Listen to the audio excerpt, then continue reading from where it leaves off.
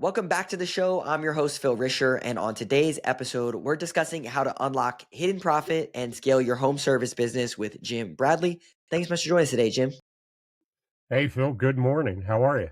Yeah, good morning. Doing good, thank you. Jim and I actually came into an ecosystem. He works with a couple clients of ours, and they raving about Jim. And I was like, okay, well, let's get on a call and see what he's about. And I can verify that he is someone that is going to add a lot of value on this conversation, and I'm thankful to have him today. So, Jim, could you take maybe 20 seconds to 2 minutes, give us a quick bio, how you got here, and what you do? Yeah, so my company's Precision Profit Strategies. I've been up and running for about a year now. But I started building the company probably about 10 years ago, and ended up in the coaching space, and then even more dialed in. It's been with home services and the trades. But I made a transition from like a full career in the corporate world, in manufacturing, transportation, in seven different industries. So like I just have taken everything I've learned and really applied it to home services. And if I had to say like my niche is like leadership development and like operations excellence and finance. But like my mission is to bring like lean thinking to the trades, which Mm. really helps companies dial in their profitability. So it's been a great journey. So I basically have taken everything I ever learned, and I've been successful helping owners in home services and trades apply it. I love it. Well, we're on the record, but have you read this book, The Goal? Yeah, I live by it. I live by Okay, it. when you just So said lean and manufacturing, I'm like, I literally just yeah, finished this book, and I'm like, oh my gosh, this yeah. is I just so good. so honestly, I told you I was just meeting with Harrison, but like I always talk about theory of constraints, Yeah, it's right? so good. TOC. Yeah, yeah. That's one of the best books out there. Yeah, I Yeah. agree. If you're listening to this, The Goal, it's from like the 80s or 90s, but it's Yep. so good. It's thick and it's good all the way to the end. Yeah. So There's good good. stories in there. It's like a novel It type is. thing. Yeah. The Boy I love it. Scouts, right? Yeah, Yeah. yeah, the Boy Scouts, he Yeah. figures it out. Yeah. Cool. All right, so people that listen to the show, they're like $1 to $10 million. Can you kind of walk us through when you start working with a business, what are some of those constraints that you see, and how do you uncover them so that way they can unlock profitability and scale in their business? Yeah, so when I start with a client, the first thing I do is like I do discovery, right? So I do a full market analysis, understand their competition and everything. But like the most important thing is I say send me 3 years of P&Ls before we even talk, right? And then I just identify trends, and then I look at benchmarks for industries, and really like I have the ability to see what's going on in the company from there, right? Um, Can I unpack that real quick? So, like, okay, your payroll expense is out of whack, your profit margins over here, your cost of goods sold. Is there specific things that you usually see or things that are like red flags? Yeah, yeah. So the first thing is always, and like this is so simple, their chart of accounts isn't set up right. So so like the main thing to know is like what's your gross profit. And if the chart of accounts, if you got direct labor down and overhead, we don't know what your gross profit is, right? So it's getting that straight, then exactly that. Phil, like looking at, hey, your labor's running at 40% when typically in the industry it's at 32. Yep. So we need to talk about like what behaviors are driving that. Yeah. Okay, cool. So you get a good grasp of the business. Then when you sit down with them, you kind of know, okay, this person's maybe a little unorganized. They don't have this stuff tight over here. Yeah. They're inflated here. So what happens next? Yeah, so it's a lot of discussion, a lot of Yeah, questions. of Like course. you're pulling it out of them. Then, like big thing for me is like, hey, let me see your org chart, right? Like, let me make sure you're set up correctly. And most of the time, they're missing a key role, or they're all overextended, and processes are breaking down. Like I think the biggest one would be like simplest for everyone is AR. These owners love to have their money sitting out on the street. Right. So like that's when you do that financial review, you look at the balance sheet and you see how much is actually sitting out there. Um, and then, so you look at the org chart, understand the players, right? And then like develop a plan of attack from there, and if the financials tell me a certain story, like it's like, hey, we got to go here first because Mm, that's your leak point. You're bleeding money in labor, or like you got bad behaviors the way you buy your materials or something like that. That's good. When I started working I was at a $3 million home service business. I naturally curious. My job's to grow the business, but I'm like, okay, how do we invoice people because we're not collecting money? So I go into the QuickBooks and I see 300,000 in unpaid invoices. I'm like, well, it's like, oh no, well, we've used this for like 20 years. This is just come. I'm like, still, what? Yeah. 300,000. Most of the time you got to clean that up, right? They're like, Yeah. that's old, but like you just gotta. It's like that in itself has to be a main KPI for the company, right? And um, some survive with it being out there, but like when things get tight, it's like, whoa, Yep. like and they jump on the phone, they start calling people. But like if you have a good process, like it'll, it won't be a Yep. problem. So Exactly. I do want to yeah. ask you about org chart. Do you have a specific structure that you operate on or implement like EOS, integrator type thing, or is there something that you look at and say you need this? Yeah. So the interesting part is like a lot of people that come to me have already been through EOS. Okay. So traction will get you to a certain point, and then they're like, I got stuck again. Like, how do I Mm, move this needle even further, right? And that's where like traction doesn't get into like leadership development or having the right profile in the right role. mm. But like I like Vern Harnish type um, Scaling up. Yeah. strategies for setting up. I love EOS, right? But like once you get done looking at the financials and like you develop like you recognize pain points, most of it is like, do we have the right people in the right seats? And are we giving them the right leadership development or the right tools for to be successful? Yeah. I think a Yeah. lot of times there's no structure, and EOS gives you a nice one of like, you have your owner, the COO, the sales leader, the ops leader, Yeah. the finance leader. It's like it's nice, but it also is you got to customize it to your business and figure out where you need people and the right people. Right. And so the org chart, like you bring up the goal, Yeah. right? The other book is called The Theory of Constraints, right? TOC. Yeah. You have sales, you have operations, and you have finance. There will always be a constraint in one of them, right? It just moves. But Mm, like Eli Goldratt says, like it will exist, right? So, for example, how many of our audience they have so much sales, but they don't have enough people to produce it, right? yeah. Or sales dip down and we got too many people and we're sitting them at home.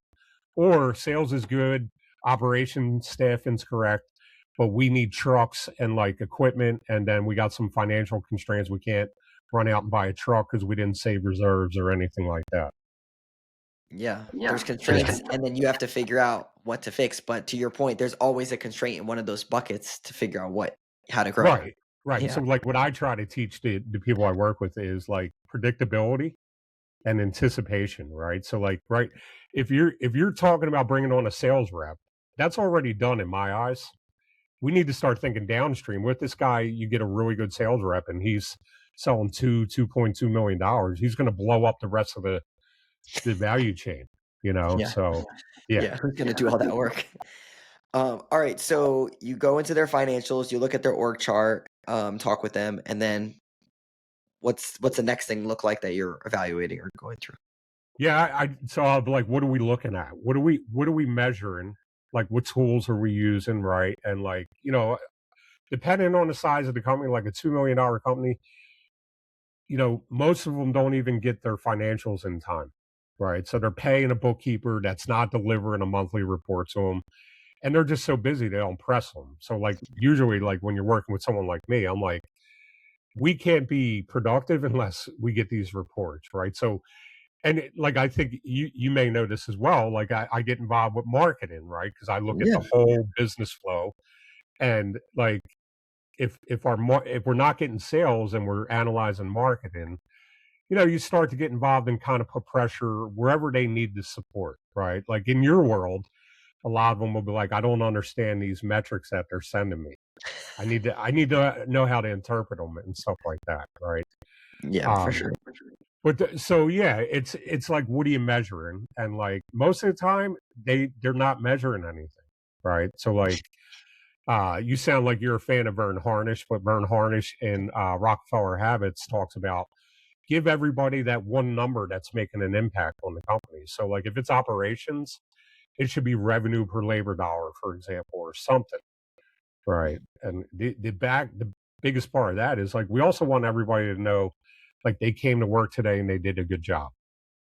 So like a bookkeeper who's responsible for AR collection, like they're like, whoa, AR is within terms and all good. I'm doing my job really good. So Yeah. like we got to identify like where we got to design like what are we measuring and what's the most impactful to measure. The opposite of that is some people just measure like 20 things and like it's not impactful. Yeah, I love it. When I was at the home service business, it's like you don't know if you're winning or losing if there's no scoreboard. So Right. what's the scoreboard? And at least just put it up there. Like with our technicians, it was number of reviews. So every single day it was like, this is the number of views. With our CSRs, it was number of jobs. So in their CSR room, it was on the Right. board with the jobs. And then it's not 20 numbers, just like, here's where we're at for this month. Here's our goal. Are we winning or losing? That's right. And the numbers should shift, right? So like if we got productivity problems in the field, and like I'm real big at like doing themes. So all right, we're gonna make Q1 our productivity focus. Let's Mm, get the number, let's measure it, and then you'll see it progress. Like it's like anything we focus on, we do see improvement. And you'll see it progress. So then we're like, all right, we got to get a different number for Q2 because production's on it. Right. So yeah, maybe it's sales, like recurring revenue or something like that. I love it. Can you talk a little bit about another unique thing is that you actually will go out into the field and pre-show you were telling me you were just on site doing annual planning and that kind of stuff. So when you go on site, how impactful is that? Because a lot of people, they have coaches or something, but they don't come on site. They don't meet with their team. They don't do that stuff. Is that Yeah. something that you just like, hey, to work with me, you have to do that? And then what is the impact? And then what are you doing to help them on site? No, it's a good question. So I think where I tried to differentiate precision was um, we're going to get involved with here, right? So what one thing is you start with the owner and then you very quickly work your way down and you're working with like the ops manager, right? Or you're working with the sales manager. And then it keeps extending down. And then like where I see it ending is like you get in the field and like so I mean I have 20 years training in lean process improvement. So I have the ability to look through a certain lens and it's like super easy for me. Like, Of course. I've been through the fires and like you go out and like the things just hit me, right? So my goal is to teach those people how to look through that lens and see Mm, it.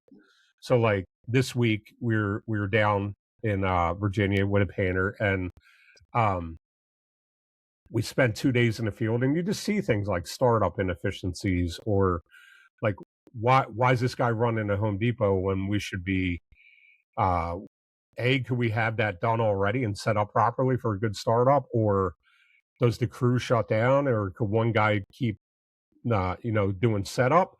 um just things like that, right? Like there's so many inefficiencies that get hidden and it's because we're not measuring, yeah. right? A And big one that was happening for us. So we had 28 techs, we had 14 trucks, and all the guys every single morning, 7 o'clock, they would take their truck and go to the gas station and fill up.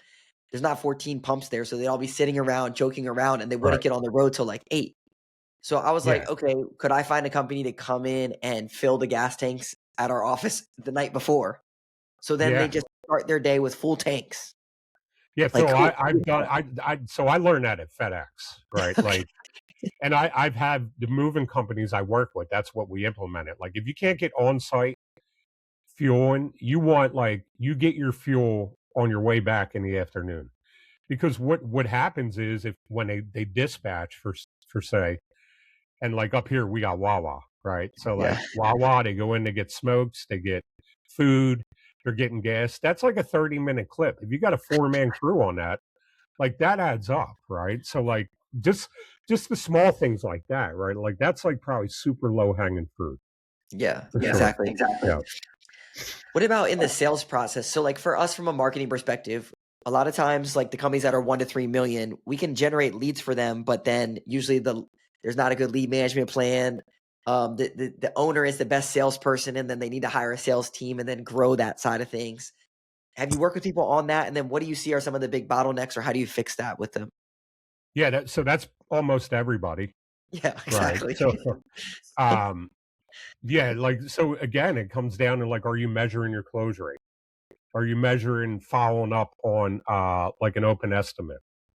I think the biggest pet peeve for an owner, if they go into like House Call Pro or something, they see an estimate that's open for like 8 days, like, you know, they lose their mind, right? So like that's important for it. Also with the sales estimation. So think about the whole flowing through the whole process to the field, right? So an estimator makes an estimate, it goes through all inside operations and back office, and then it's handed off to production.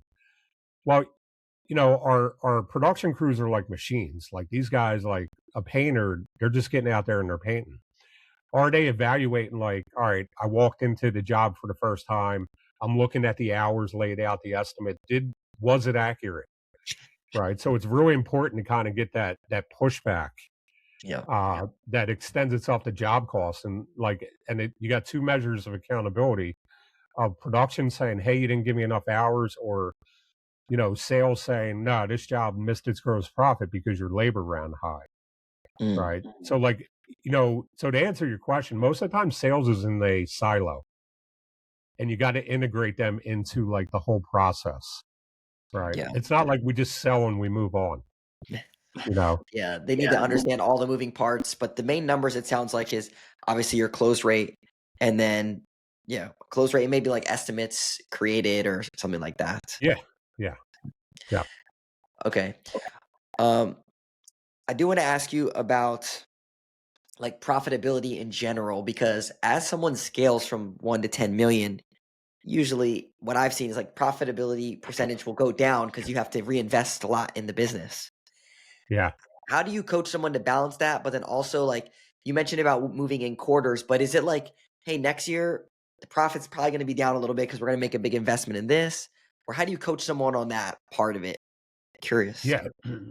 I just did that yesterday with a floor and line striping company. We're talking about bringing on a sales rep, and we did very good this year, but we're like, we can expect less next year, right?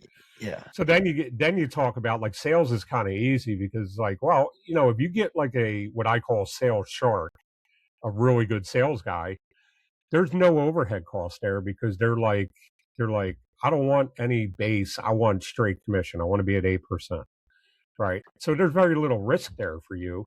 It Yeah. becomes a matter of managing performance, but like if you're growing and you're like, I got to put in a like an admin role to do job costing and stuff like that, right? You always say to yourself, like, all right, there's an ROI there though, right? Like if someone's mining the data and putting it in front of the decision makers, we're going to get better and we're going to get more efficient, which there should be a return on that role, you Yes. know? Yes. So what one thing I love doing, and it goes back to lean though, is did you ever hear leader standard work? No. All right. So leader standard work is when we have all these roles in our company, right? But we want to know like there's there's there's certain things you do every day, there's certain things you do every week, and certain things you do every month, and sometimes annually, right? So like, you know, 80% of everything that most of our people do is non-value added. It's the 20% that's really growing and making us profitable. So we really got to streamline that. So like what I do is I get in a room with the leadership team, we put all the roles up, and we outline this role should be doing this every day, but when you do that and you got like we usually decorate the walls with it, you see that you have overlap. Mm, So just did this last week with a moving company. Um, Coming out of that, like three positions were overlapping terribly. And we just yesterday we met, we revamped the org chart. We're probably unfortunately eliminating two positions and just getting more streamlined with what we had. We eliminated all the overlap.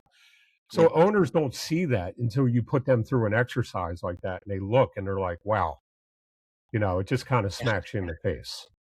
Yeah. It So makes but like back to your question, any position that we add, you got to understand the ROI and their contribution to like mitigating that spend. or that overhead. Yeah. Yeah, Yeah, yeah, definitely. definitely. I think being okay with taking the profit and investing it in the business and not being scared to do that when you have a good game plan and good numbers and a strategy behind it, it's a smart investment to try. I do want to ask you about you mentioned about a scorecard and um, I'll ask you about scorecards first, and I have another one. So scorecards, is this just like an Excel spreadsheet where you kind of have things, or what's the best way that you found so that the owner can know these numbers and like easily figure it out? Yeah, good question. So, like, yeah, spreadsheets are typical, right? Yeah. But you also have like House Call Pro, Monday.com is excellent. Like a lot of them are building their scorecards into that. So like Okay. Monday.com, every role in the company can have a segment in there. Salesforce is good. You can put operational stuff in there. Yeah. But like just the key is it's got to be visual, right? Like Mm. I never push on like it's got to be in Excel or whatever. But if you don't have those platforms, then Excel works. The key is it visible? Are you like do you ever hear the Hawthorne effect? Mm-mm. The Hawthorne effect is like if you put a light on it and you measure it, like it's going to get better Yeah. every time, right? So like scorecards is just like it's got to be visual and it's got to be meaningful, right? So like it should. I coach around like give one segment of each role in the company one number, and then what you do is you have your meeting cadence or your staff meeting. They bring that in the scorecards in front of everybody, and like the sales manager is talking about our close rates and our conversion and timelines on from like lead to sale, right? um, a operations guy is talking about, well, we had this many estimated hours, we came in this actual, and what's that gap? Mm. You know, so like there's something for everybody. Finance comes in and talks about AR, job cost, and stuff like that. Yeah. Yeah. I like it. The leadership meetings, would you recommend having them every single week? I Definitely. Or, would, yeah. yeah, I Okay. would. So like I'm a big proponent of, you know, usually when you start them, they're messy and they're long. But like if you dial them in, like that could be like a 45-minute deal for you, right? Depending on the size of your company. The other part, like I think that helps that. So like go back to Vern Harnish and the Rockefeller habits. There's the daily huddle process where it's like a 10-minute huddle. It's like, hey, Phil, where are you stuck? What where you at with your number? Where you stuck? How can I help you? And do you have any feedback from a customer or an employee? Right. And then that streamlines everything. Like, because what happens every day is like they're all getting overburdened with emails, phone calls, texts, right? Do the daily huddle where you got them all together, you Yeah. know? Yeah. And We implemented that at my business when before they all went to the gas station.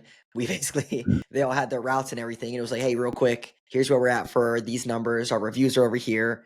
Here's some of the things that's coming up. Here's some of the things that we got going on. Like we're gonna crush it today. Does anyone have any issues or questions they want to bring up? 5 minutes, right. boom. Yeah. It's good. And that's great. That was like your operations people, right? Yes. But like even for your leadership, where Mm, you got like an ops manager, you got a sales guy, and you got inside ops. Just get on the phone because like they're all integrated somehow, right? They'll be like a question will come up and the ops manager's like, I don't know, I got to check with like the admin, see if they talk to the customer and stuff like that. So there's a lot of wasted time of emails, texts, and stuff like that. Just have a quick huddle via phone or Zoom or something. yeah. Yeah. So if it sounds like from what I'm hearing from you, if someone's listening to this, the first thing is you got to have clean books. So Yeah, either you need to have a bookkeeper or you need to have a bookkeeper that knows what they're doing and is giving you clean data. Then absolutely. you got to have an org chart with designated roles for people that are doing stuff. Right. Then you need to have some leadership meetings and everyone needs to have a number that's dedicated to the actual org chart that's going to drive some type of growth, not just a random number, but something that's going to lead you to where you want to go. Right. Yep. Yeah. Um, it sounds easy when you say it. I know from running a business that it's not No, easy. no, not at all. Not Yeah, at all. that's why you need someone that's going to help guide you and say, hey, yeah, oh yeah, I need to do this. Oh yeah, I need to do that, and like get the ball rolling with stuff. Yeah, I have like a number of clients that have been with me for like 4 years. Yeah. And like we are just getting into the operation excellence in the field. So we went through all this. Like we got the financials cleaned up. We probably changed the service provider we were using. We got KPIs going, right? Like so like that whole front half of the process flow is tight. And now we're just looking for all the opportunities in the field, Yeah. So you know? good. Yeah, I think a lot of times people wanna grow and they think, "Oh, I'll just do more sales or get more marketing," but it's really you gotta do the foundational stuff to get you to the point that then you can explode growth by having all of those things in place. Yeah, so I'm glad you said it. I always say you can't outsell inefficiencies. Yeah, So exactly. I have a lot of people that are just so focused on the top line, but it's like, hey, do you realize if you shave 2 percentage points on your cost of goods, it multiplies as it flows down to your net? And they never knew that. So you're just kind of like educating them on that, and then they just look at their business a different way. Yeah, it's so good. On a marketing perspective, like people come to us and they're like, I want to grow my business, but they don't have a salesperson. They're the owner running around firefighting stuff. They don't have a That's right. CSR that can talk. It's like you could hire the best marketing company in the world, but it's not going to grow your business. Right. Right. Yeah. You got to fix all the stuff in your business first to set you up. That's it. And like some of the people I work with, like depending where they're at in their journey, if they're like in phase 3 of owning a business, meaning they're older and Yeah. they got to pass it off to their children or their position in the cell, everything we just talked about increases the value of the organization, Mm, right? So yeah. that's the goal here. Like, is the business serving you? So are you profitable, and like do you own some of your time to do the things you love? So the one thing I know I learned from working with all these owners is like they do some cool stuff. They go hunting all over the world, they go skiing, like, and that's the stuff they want to do, right? And it's like, did we attain that? And then like, are we building value along the way for like if you choose to move on or not? Yeah. Built to sell, Built to whether you sell sell. or not. That's right. I Right. love it. Cool, Jim. Well, thanks, man. This has been a great conversation. Where should people go to learn more about you, or maybe if you might be able to help them, or what should they do? Yeah. So it's precisionprofits.com. There's a website. LinkedIn. I'm pretty active on LinkedIn with my company, Facebook, stuff like that. So you could just reach out to me through any one of those channels. And like, I like just like I always start with just kind of learning more about you, discovery where you're stuck, and then if it's a good fit, we start talking about all these things we talked about. Yeah, I appreciate your information that you provided, but also I know how you work with clients, and like a lot of people say, oh, I go on site or I do this stuff, but like you're really invested. Like you were even on the sales call for the company that we both work with, evaluating us as a marketing partner, which rarely does that ever happen. So, Yeah.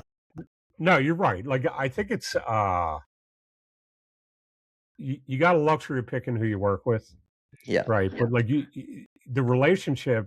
So coaching can go two ways. You can get a consultant, like you're like, man, I spent all that money, I have no idea where it went, or you can gain like a strategic advisor, basically like a friend as well that's with you for years, yeah, right? And I'll be honest, well, as far as beyond just business, like there's stuff that happens in life that you end up talking to them about of and course. stuff like that because it's all related, right? And yeah, it's cool. It's cool. I love what I do. Yeah, awesome. Well, thanks so much, Jim. I look forward to continue the conversation. Yeah, Thank thank you. you. Yep.